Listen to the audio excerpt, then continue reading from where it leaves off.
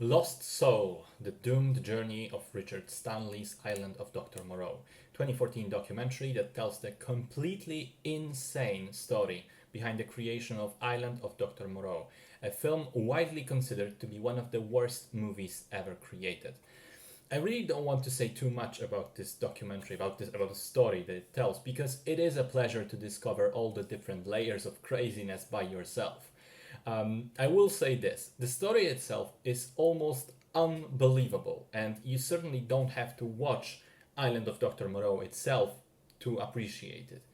It is certainly more interesting for people familiar with the film world. You will enjoy it more if you have a rough idea, at least, of how a movie production typically looks like, and also the context of who Marlon Brando and Val Kilmer were in the acting world at the time.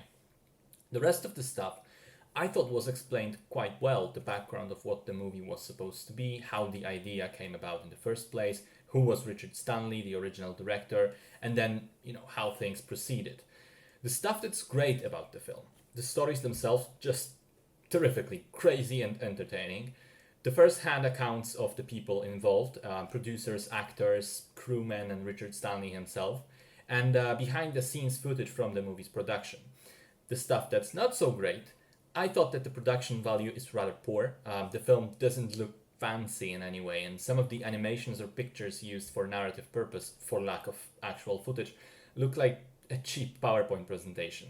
I also really regret that some of the key figures involved in the creation of Island of Dr. Moreau were not interviewed for this doc, for whatever reasons. That includes Val Kilmer, the replacement director John Frankenheimer, and Marlon Brando, who unfortunately passed away 10 years before the documentary was even made. Still, I think at least the people who were available were alive at the time. I think it would have been interesting to hear their sides of the story, especially seeing as how much involvement they had.